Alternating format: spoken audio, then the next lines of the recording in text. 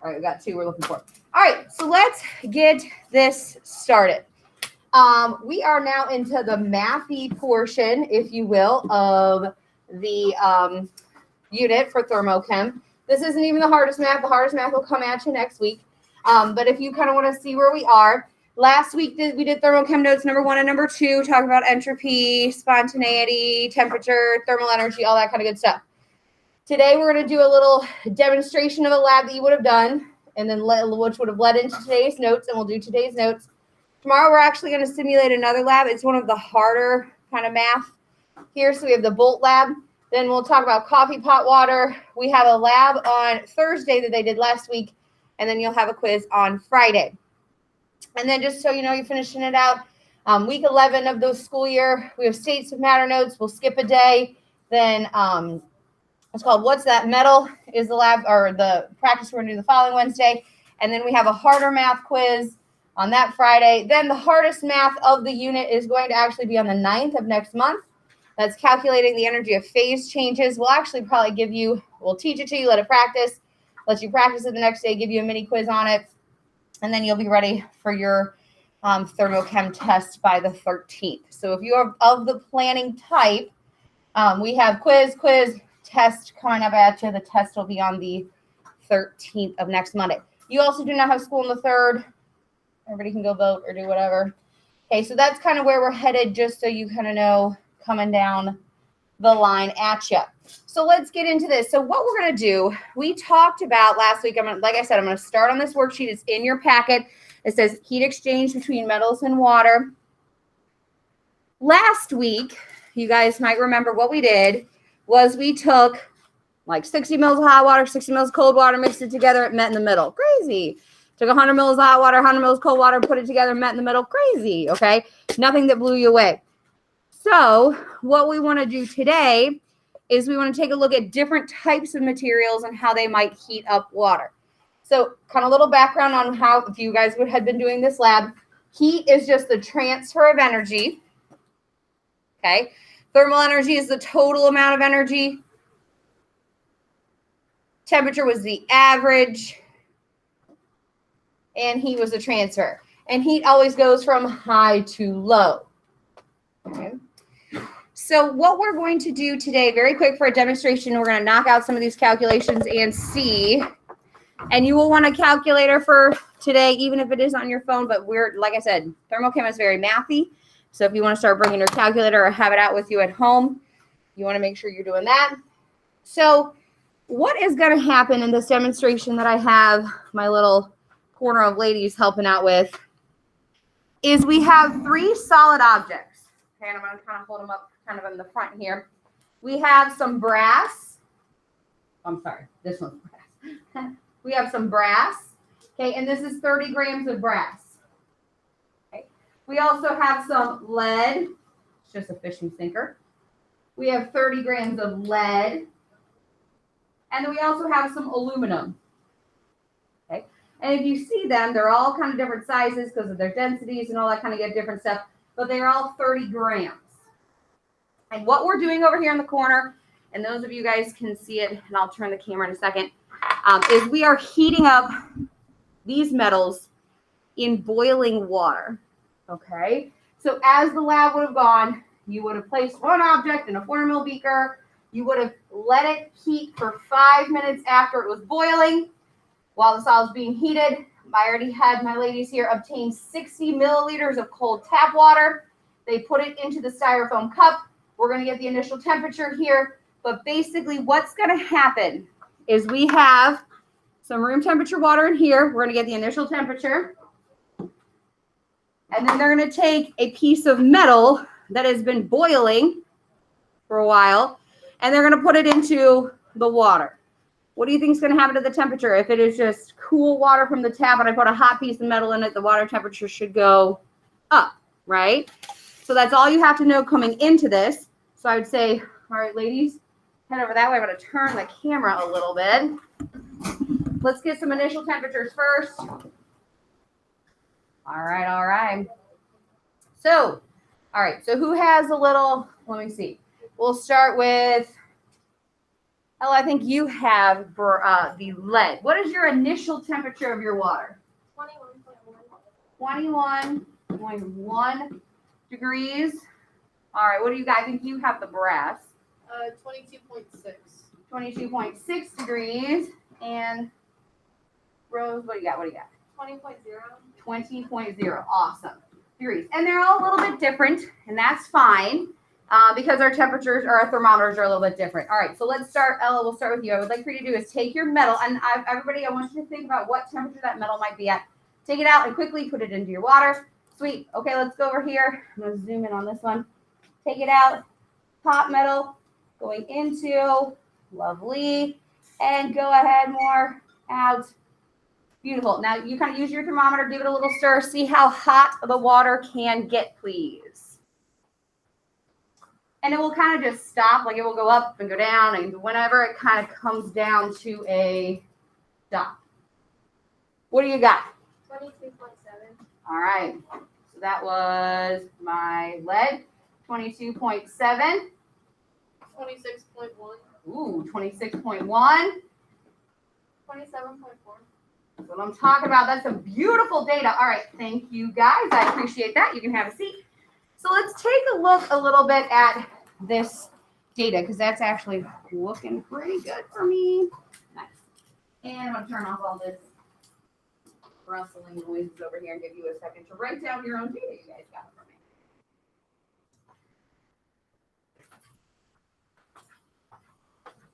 Perfect. All right. So whenever we do labs now, we're going to have to start doing some calculations because we're going to learn the heat equation today. So what should be one of the first things that kind of jumps out to you is the fact that you're like, hey, when I put water and water together, they like met in the middle. Like one cooled down 20 degrees and one warmed up 20 degrees and everything was so perfect. But when we calculate the delta T of the water, hopefully something you're like, well, wait a second. Those are all 30 grams of a metal. I wonder why we're going to see the results we're going to see. So it says calculate the delta T. Remember, delta T is change in temperature of the water. So all you have to do is subtract, and it says show your work. So if the lead here started at 21.1 degrees and then at 22.7 degrees, mathematically, what do I do in order to get the change? Well, I'm just going to subtract. And then what am I going to get? That was a 1.6 degree difference. Okay. I'm going to give you a moment. And so pretending we're doing this lab, I would like for you to calculate for me the delta T for brass on your paper and the delta T for aluminum on your paper. Okay. And so again, we boiled each of these metals and we chucked them into the water. Can you figure out the delta T for each of those?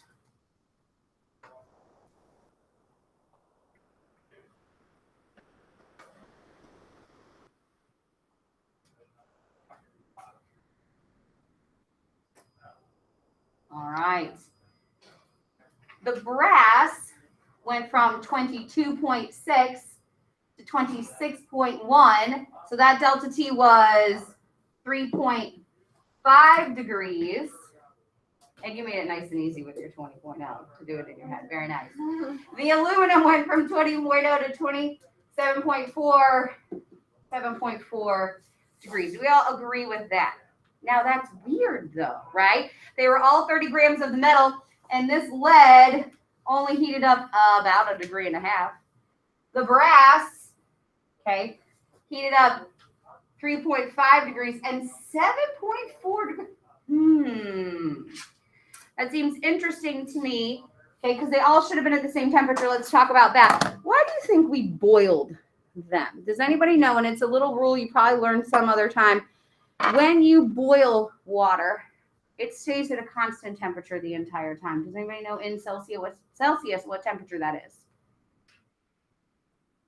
Yes, 100 degrees Celsius. Yes, I didn't see it. So 100 degrees Celsius.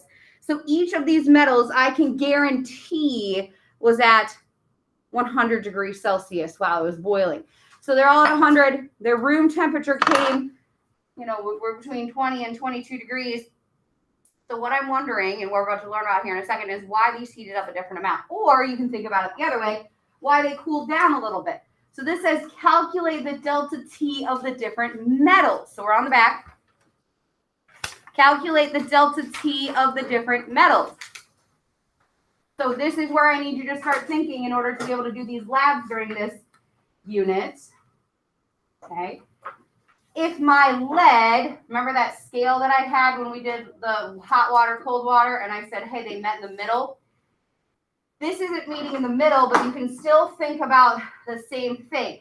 If on my cup, I started at 21.1 and I went up to, for my lead, 22.7 degrees, my lead that was at 100 degrees, that means they came down, and if this was the combined temperature at the very end, the final cup, in order to find the delta T of my metal, it started at 100, that's why I was boiling it, and then it went from 100 to the final.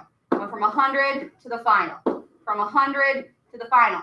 So on the back, you are going to subtract. They all started at 100 and they all went to the mixed temperature. So you might have to do a little flipping here like me. So I'm going to do 100 minus 22.7. And then I'm going to do 100 minus 26.1.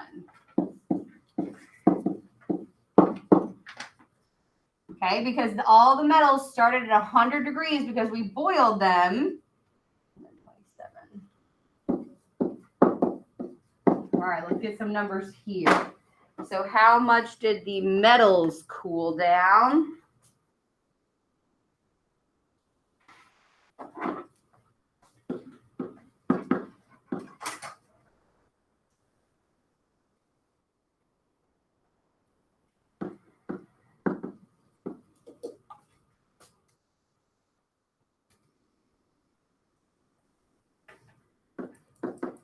All right.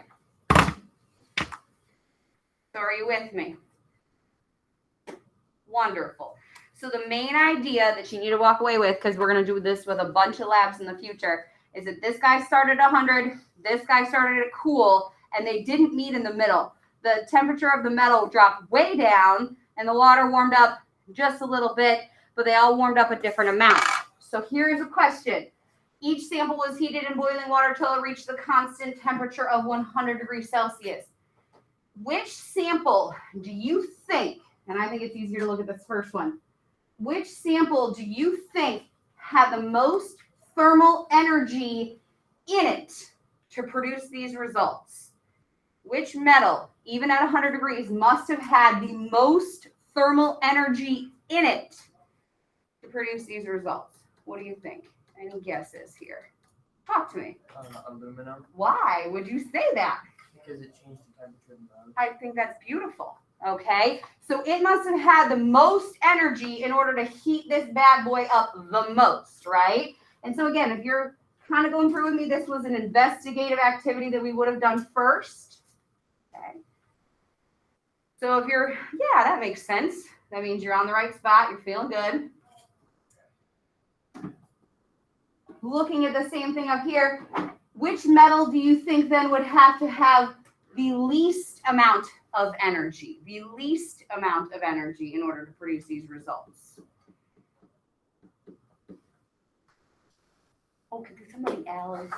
It's out here. Thank you. Lead. You got it. Lead, because it changed the amount of the temperature the least. Very good. Okay. One other thing in the lab etiquette that I was making sure that when I talked to the ladies when they came in this morning, I'm like, you need exactly 60 milliliters of water, okay? Why do you think that is important? Would it have been fair if we took the lead, heated it up, right? Took the initial temperature of 60 mils, put it in here, saw the temperature change, and we heated this one up, okay? And then threw in Hoover, and we're like, man, that had no energy. Didn't heat up Hoover at all. We're like, is that fair? You can't compare, right? So you have to be very careful when you're doing labs like this, that you want to keep the same amount of water and only change one thing. All we changed was the different metals. Okay, you can't compare changes in temperature if you're using different amounts. So that's why they had to be very careful that they all used exactly 60 mils, which I know they did. Okay. And so what you would have done at the end of this, it would have said if the masses of metal samples are equal, all of these were 30 grams, how in the world did we get such vastly different results here on how much it could heat up the metal? Okay, and that's what we're going to go into in just a second. So you can leave that. We'll answer that question at the end of the period once we get into the notes. So grab your notes. Your notes are very, very quick today. Thermochemistry notes number 3. This is called the heat equation. And then we're going to do some calculating today. Calculations. Perfect. Well, thank you. That went very, very well with that lab. And you guys, like I said, you guys would have normally done that lab and done the post-lab questions were more extensive and things like that. But it was a nice day. Thermochems notes number 3, heat equation notes. So before we go into actually calculating Q is equal to MC delta T, or MCAT, if you're super cool, you get to call them that.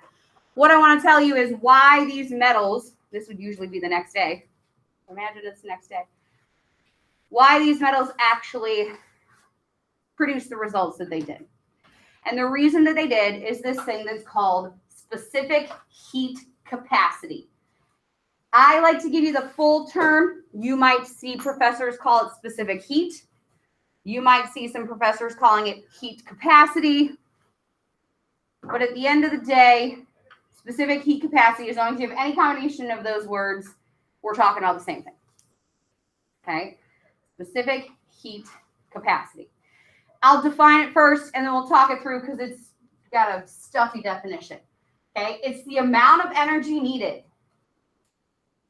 The amount of energy needed to change the temperature of 1 gram of a substance by 1 degree Celsius.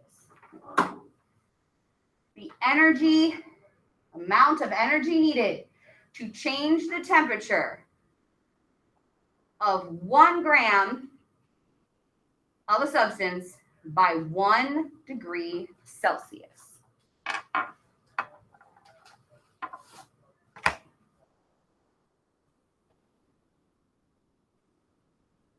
Perfect.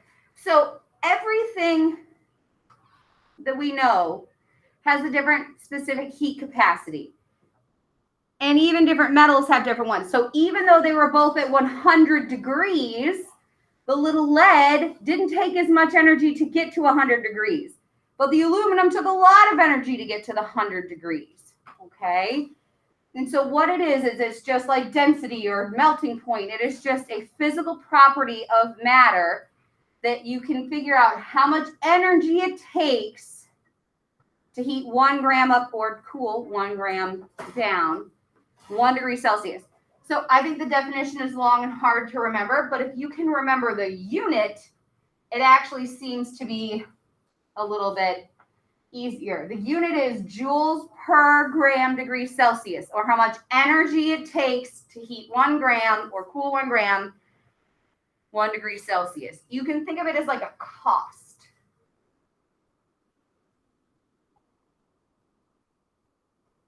I remember when I was learning about specific heat capacity, somebody kind of likened it. So it's how much it costs to heat things up. Do you have to pay a lot of energy to heat it up? Or do you have to pay a little bit of energy to heat it up? Like if you go into the produce section, you know, and you have a little scale there, not every single produce that you put into your cart is exactly the same amount of money per pound. Bananas might be like 49 cents a pound. So you like put a good bunch of bananas on and you might get a couple bucks. But then you buy like some dragon fruits or something really expensive. You put it on there, you might have the same amount of weight, but the cost might be higher. Okay?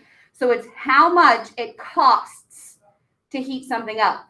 The aluminum had a big cost to get it to 100 degrees.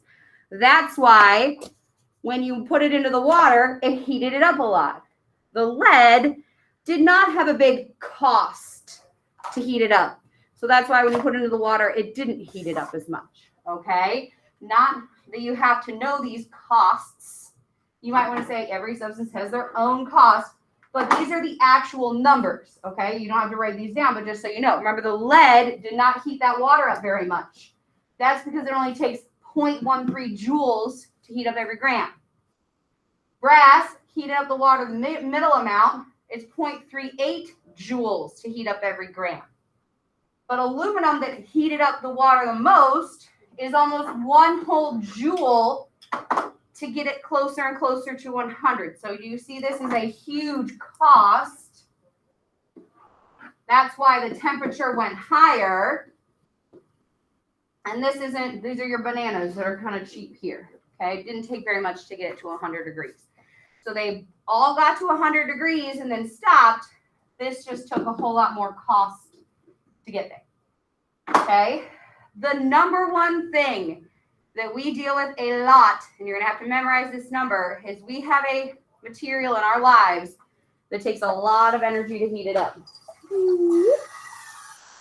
And that's this energy right here, this substance right here. If you want, you're like, man, you know what I really want? Some mac and cheese right now.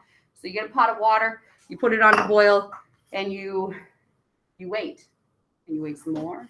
You wait some more. It takes a fairly long time to heat up water, correct? That is because the specific heat capacity of water, and I would know this, kind of like, you know, the density is 1. It melts at 0 and freezes at 0 and boils at 100. Water has an extremely high specific heat capacity or cost to heat it up. It takes over 4 joules to heat every gram 1 degree Celsius. Okay, a lot of energy to heat up water. And I would remember 4.18, it's your new favorite number. I mean, it's going to replace pi or whatever your current favorite number is. 4.18 joules per gram degree Celsius is the cost to heat up water. But then it also takes a lot to cool it down. You know, if you have a pool in the summer and the evenings get kind of cool, you can still jump in that pool and it's still kind of warm. If it heated up all day, it takes a very long time for it to cool back down. Okay, perfect. So let's put this all together so you guys can start to do some math. So the biggest idea you want to think of is specific heat capacity. Okay, is just the cost to heat it up. Does it have a high cost to heat it up or a low cost to heat it up? All right, let's get you into the math. Last thing, the heat equation. Heat equation itself. The heat equation itself is Q, and we'll define all these variables. Q equals M C delta T. Q is equal to M C delta T. Or when you're like really down with it, you can say Q is equal to M cat. Apparently, people see this as like a little. There you go. I mean, I also thought maybe it could be like, because that's the kitty cat's nose, you know, oh, how cute. Oh, I don't know how many ears that one has, but see what I'm saying. There you go. Okay, maybe not. Maybe you stick with the triangle looks like an A. Okay, fine, I guess that's fine. All right, so let's talk about what each of these variables mean, and then you can get into the math. So definition, and we'll give you the unit. You can make yourself a little table if you would like. Q is equal to MC delta T. Q is equal to MC delta T. MD delta T.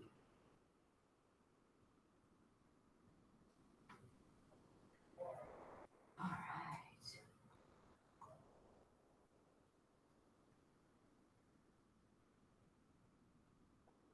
All right. Perfect. So Q is the quantity of heat energy or the quantity of thermal energy.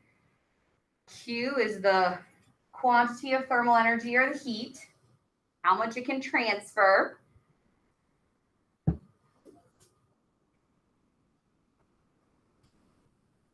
The units are joules with a capital J. The units are joules with a capital J.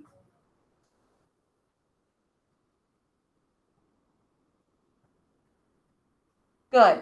And you can probably start to see that little m always in this class is going to be mass, because mass does matter. If I'm trying to heat or cool something, it depends on how many particles I have, because we said that thermal energy is extensive. It's the same unit for the rest of the year, grams. Mass is always grams.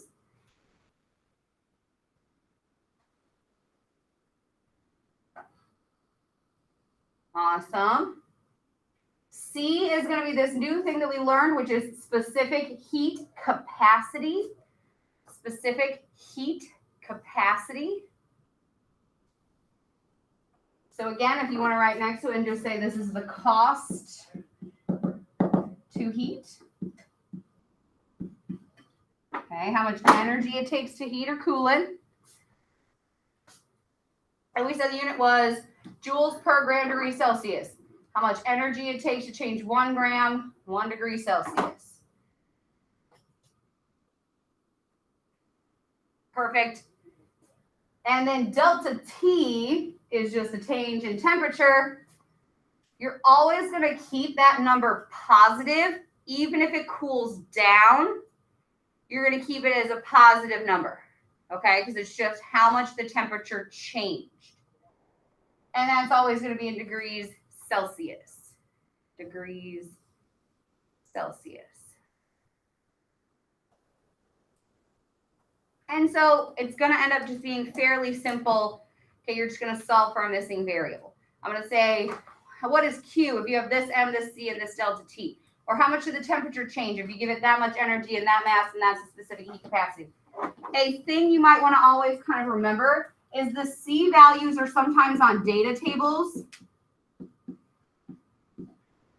Okay, because so if you're reading along and you're like, I don't find a C value, or you might always want to remember that the C value is 4.18 for water. If you see water, eventually we're going to assume that you know that water is 4.18. Okay, just like you had to eventually memorize that the density of the water is 1. So just watch. You don't have this anywhere, and I wouldn't aim to write it down. But here's a sample problem just so you can see how we're going to do this. How much heat energy is needed? So hopefully you know that that's Q. To raise the temperature of 425 grams of a baking sheet from room temperature at 25 degrees Celsius to 200 degrees Celsius. So you will always have 2 temperatures. And in order to get the change in temperature, I'm just going to subtract. So that's 175, and it says the specific heat is 0.897. So all you would do for this one is you would just plug in your numbers, and you would solve for Q, and you would make sure you have a variable or a unit. Okay, so they're quite simple math once you kind of get going on them. One more example just to watch. What is the specific heat of a substance? So again, that means we're looking for C. If it absorbs 2,500 joules, that's Q, from a sample of 1,000 grams of a substance, and it increases in temperature from 10 to 70, so you're going to put 60 there. Okay. And then all you do to solve is you just multiply these two together. So you get 60,000 C, and you would divide this by your 60,000, and you would get a number. Okay. Perfect. So it's kind of just plug and solve type thing. So you have a worksheet in your packet. Let's go to that. You don't need to see another one. You get it. You got it. You get it. All right. So turn to this paper in your packet here very quickly. Let's talk sig figs. Does anybody want to proceed and keep doing sig figs in here? You're like, I love sig figs. That was the best part of the last unit. Probably not. So what we're going to do is we're going to make a new rule. You would never know an answer would be every number off the calculator. I can still call sig figs and mark your answer wrong if you give me every number underneath, like under the sun. So what we're going to say from now on is if you get a number like that out of your calculator, you will round it to 2 significant places after the decimal. Okay, where this gets tricky is if the number is very, very small though. So let's say your answer is 23.25 or 0.25. Remember, the zeros in the front never count. So some people that aren't listening are going to be like, oh yeah, all right, she wants 2 places. So the answer is 0. It's whatever. Remember, these are not significant. So you have to go about 2 actual numbers after the decimal. If we can agree, then I will never call sig figs as long as we round 2 significant places after the decimal. Okay? Sig figs will be gone, and now we'll just talk about this. So here's your first problem. We're going to do exactly what we did on the lab. Now you're going to calculate it. 3 different 30-gram metal samples. Okay? Were heated to 100 degrees, and then each replaces the styrofoam cups that contain 60 grams of room temperature water. After the heat exchange of the metals happened, the metal samples were about 30 degrees. So what I want you guys to do is says, calculate the amount of heat energy of each of the metals. So what you're going to want to start getting used to is labeling your calculations. So we're doing Q is equal to MC delta T. I'm going to do a Q for aluminum, brass, and lead. So you might want to get used to doing Q aluminum, Q brass, Q lead. Okay. It says that all the metals were 30 grams. Q is equal to M. What is going to be different, though, are going to be the C values. So you want to look up here for your C values. Aluminum is going to be 0.903.